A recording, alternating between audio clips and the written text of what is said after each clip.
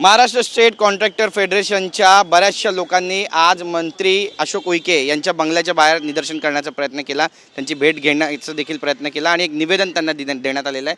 काय नेमक्या त्यांच्या मागण्यात, कारण त्यांनी आता आंदोलनाचा हत्यार उपसलेला, आपण त्याची थेट बातचीत करणार आहोत. बाजीरावजी, तुम्ही या ठिकाणी मुंबईत दाखल झालात, नाशिकहून बरेचसे कॉन्ट्रॅक्टर पोहोचलेत आणि राज्याच्या 36 जिल्ह्यातून बरेचसे कॉन्ट्रॅक्टर या ठिकाणी दाखल झालेत. मंत्री अशोक उईके जे आदिवासी मंत्री आहेत त्यांच्या बंगल्यावरती जाण्याचं कारण काय होतं? गेली 2.5 वर्ष आम्ही मंत्री महोदयांना ही समस्या समजून सांगतोय की आदिवासी उपयोजनेअंतर्गत 50-54 ह्या ज्या हेडखाली कामं मंजूर केली आणि त्याच्यावरती खऱ्या अर्थाने निवडणुका लढल्या गेल्या आणि निवडणुकीमध्ये मुख्य अजेंडा होता की आदिवासी विभागाचा कायापालट होईल, आदिवासी रस्ते विकास होतील, असा अजेंड्यावरती ह्या निवडणुका लढल्या गेल्या. आणि त्यानंतर निवडणुका झाल्यानंतर ही कामं एवढी प्रगतीपथावर होती की जवळजवळ आमच्या सगळ्या कॉन्ट्रॅक्टर बंधू भगिनींनी जवळजवळ 50-70% कामं पूर्ण केली. परंतु 2.5 वर्ष झाले त्याच्यामध्ये ज्या लोकांनी खऱ्या अर्थाने कामं केली त्या कामांना पैसेच दिले गेले नाही. आणि म्हणून आज 2.5 वर्षाच्या तपश्चर्यानंतर आज लोकांना हे असह्य झाले की आज बँकेचे कर्ज वाढत चाललेले आहे, आज मुलाबाळांचा प्रश्न आहे, आज एवढे मोठ्या गुंतवणुकी करून आज हा कॉन्ट्रॅक्टर खऱ्या अर्थाने आज रस्त्यावरती आलेला आहे. याच्यासाठी कोणीच वाली नाही, आज याला बोलता येत नाहीये. नक्कीच. तुमचं नाव काय, कुठून आलात तुम्ही आणि किती हजार कोटी आदिवासी विभागामध्ये कॉन्ट्रॅक्टरांचे प्रलंबित आहेत? मी शशिकांत आव्हाड, मी नाशिकवरून आलेलो आहे. राज्यात साधारण आपले जवळपास 12,000 कोटी रुपयाची बिलं हे थकीत आहेत.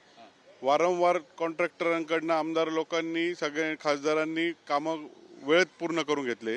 ज्यावेळेस निधी देण्याची वेळ येते त्यावेळेस एकही आमदाराने, एकही खासदार आमच्या पाठीशी कोणी उभं राहत नाही. आम्ही मंत्र्यांच्या दारात येऊन आम्ही नेहमी चक्रा मारतो, मंत्री महोदयांची पण आमच्याशी कधीच भेट होत नाही. योगायोगाने आज आम्हाला मंत्री महोदय भेटले आणि आज आम्ही मंत्री महोदयांना आमची सगळी व्यथा सांगितली. जर आदिवासी आश्वासन दिले त्यांनी तुम्हाला? हो, त्यांनी आम्हाला सांगितलं का याच्यात बसून आपण काहीतरी मार्ग काढूया, आम्ही पण चर्चा करतो, तुम्ही पण आमच्याबरोबर चर्चेला या आणि त्याच्यातनं आपण काहीतरी मार्ग काढूया 12 तारखेला. नक्कीच. आणि जर 12 तारखेला तुमच्या मागण्या तोपर्यंत पूर्ण झाल्या नाही तर तुमचं पुढचं पाऊल काय असणार? आमच्या मागण्या जर मान्य झाल्या नाही तर आम्ही 18 तारखेपासून बेमुदत आंदोलनासाठी बसत आहात आझाद मैदानावर.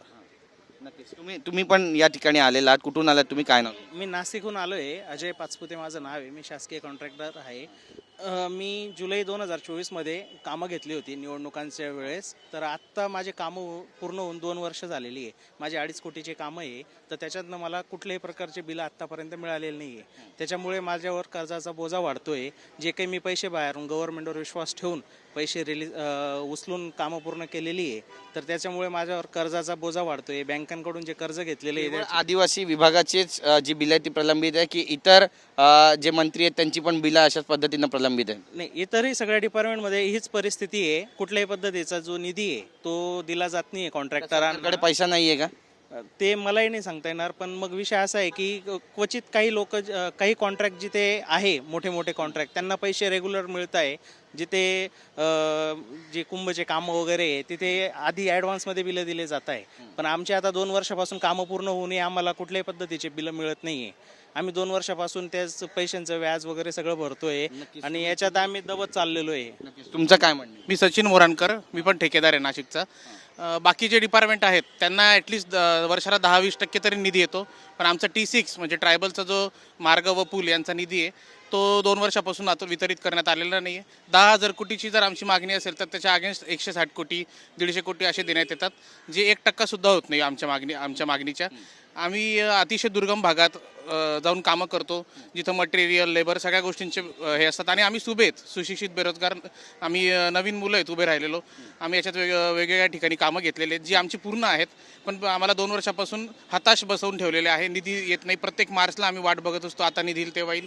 पण आता आम्ही हताश झालेलो आहे. त्याच्यामुळे आम्ही 18 तारखेपर्यंत जर आमची हे झाली नाही तर आम्ही बेमुदत आंदोलनाचा इशारा देतो आहे. एक शेवटचा प्रश्न आहे, काय नेमकी भूमिका असणार? विषय असा आहे की आदिवासी विकासला एकदम तुटपुंजे पैसे येतात. त्याच्यामध्ये आता खरं सांगायचं म्हटलं तर रेग्युलर कॉन्ट्रॅक्टरला पैसे न मिळता काही आमदारांना पैसे डायरेक्टली दिले जातात आणि काही पैसे ठराविक ठेकेदार, म्हणजे एक ठेकेदार 2 कोटी रुपये आणतो 40 कोटीपैकी आणि एक ठेकेदाराला 1 रुपयाही भेटत नाही आहे.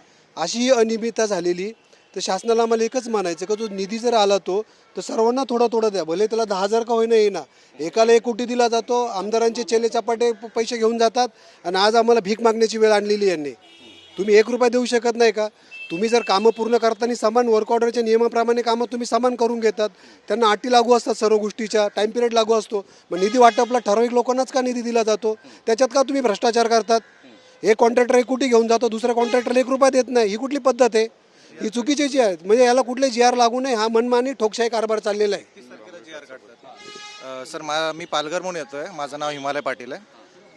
2025ला आमचा GR 31 मार्चला संध्याकाळी 6 वाजता आला निधी वितरणचा, आणि 6 वाजल्यापासून 9 वाजेपर्यंत वेबसाईट बंद होती. 9 वाजल्यानंतर वायफाय बंद पडलं PWDचं जव्हारचं. 40 कोटी रुपये परत गेले. 70 कोटी निधी आला होता, तो 5-6% निधीच होता, त्यातलेही 40 कोटी परत गेले रात्री 12 वाजता. आणि त्याच्यानंतर कोणत्याही लोकप्रतिनिधींनी पण त्याची काही पाठपुरावा केला नाही आहे. आणि ही जी कामं आहेत, सुशिक्षित बेरोजगारांना 10-10 लाखाची कामं दिलेली आहेत. आमचं 3 वर्ष झाले बिलच निघत नाही, तर आम्ही पुढच्या वर्षी काम करणार कसं? आणि मला म्हणजे मी जसं बघतोय, मी 3 वर्ष आधी काम केलं आहे. ज्या मुलाने 6 वर्ष आधी काम केलं एखाद्या कॉन्ट्रॅक्टरने, त्याचं बिल निघतंय. मग डिपार्टमेंटकडे आदिवासी विकास जो भाग आहे ह्यांच्याकडे निधी वितरणचा कोणता SOP आहे, कोणता GR आहे, असा काही प्रकार आहे की नाही, की प्राधान्यक्रम कोणाचा डिसाईड करणार आहेत की नाही? माझं काम झालं आहे, माझं बिल 6 वर्षानंतर निघेल का? काहीतरी त्याला एक मुदत असेल ना. आपण पाहतोय या ठिकाणी आपल्या समस्या ज्या आहेत त्या महाराष्ट्रातल्या सर्व कॉन्ट्रॅक्टरांनी मांडलेल्या आहे, आणि याचं उत्तर आता आदिवासी विभागाचे मंत्री अशोक उईके देणार आहेत का, हे सुद्धा पाहणं महत्त्वाचं ठरणार आहे. बरीचशी कामं प्रलंबित राहिलेली आहेत यामुळे, आणि ती कामं नेमकी कधीपर्यंत पूर्ण होणार हा देखील सगळ्यात मोठा प्रश्न आहे. कॅमेरा पर्सन योगेश गुरवसह गिरीश गायकवाड, TV9 मराठी, मुंबई.